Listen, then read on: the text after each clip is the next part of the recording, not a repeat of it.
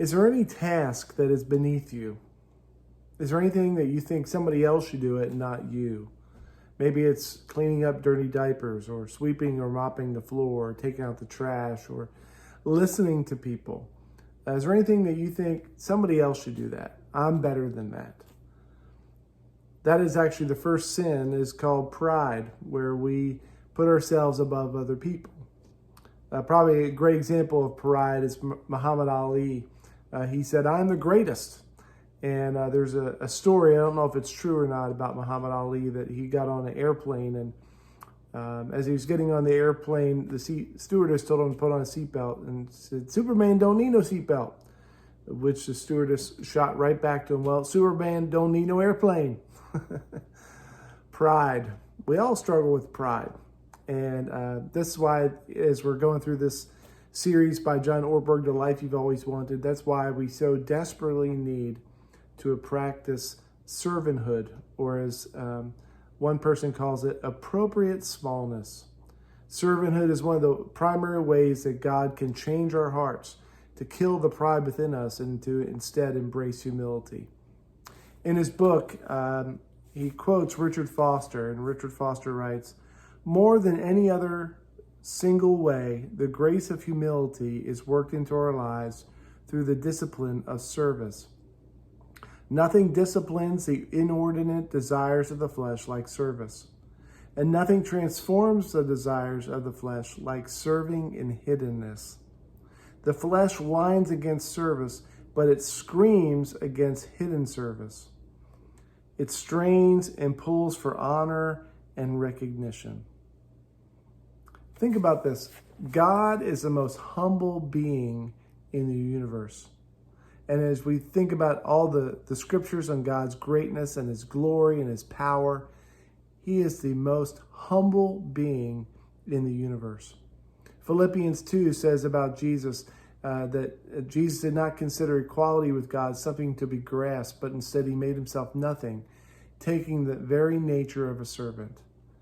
And he says in verse 3 that each of us should embody that same type of attitude, to serve others instead of put ourselves ahead of each other. So how do we embrace servanthood? If that's one of the primary areas that God can use to transform us, how do we embrace it? In his book, John Ortberg identifies three that I just want to lift up. The first is called the ministry of the mundane. This would be doing things that are just mundane tasks, but just need to get done. And one of the things that you can do to embrace servanthood is simply, what are some mundane things that need to be done? Sweeping the floors, taking out the trash, doing the dishes, doing things hidden like doing the wash. It could be something very simple, but if you embrace it, it's one of the ways that, especially if nobody will ever notice that you did it, that humility can be built within you. The second one he identifies is the ministry of being interrupted.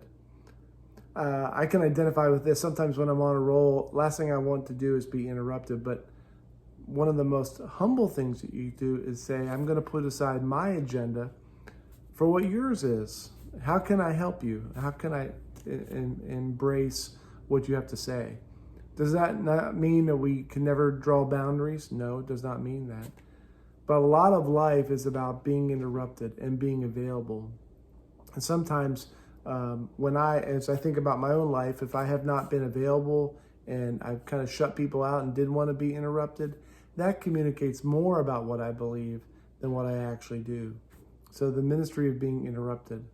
And the last one he talks about is the ministry of bearing one another's burdens. We all have burdens that we bear. And so a simple thing that you can do is, how can I bear your burdens? How can I listen to you? What are the things that are on your mind or your heart today? You can ask questions. You can listen. That's a simple way of being a servant. You know, people pay good money to go see counselors, and there's a lot of value of that. But one of the things that the reasons why counseling is needed so much is because we don't do a great job of listening. And if I can put aside my own agenda or my own things that need to be done to make time for you and to listen to you, and to not just listen to the words, but to listen to the meaning and the emotion behind the words, That's a great way to serve. So the simple thought for today is this: who can I serve today? Who has God put in your path to serve? You might think through the things that you need to accomplish today or what tasks you're going to go to, but maybe you have all these kind of things that you're going to do, but maybe you don't have your schedules wide open. Let's just embrace the people that God puts in our path. How can I serve somebody else today? And if one of the great commandments is to love God with all your heart, mind, soul, and strength, and to love your neighbor as yourself, well, one of the ways as we embrace servanthood, people can see Christ in us as if we love them. So the simple thought today is, who can I serve? Who can I serve? See you next time.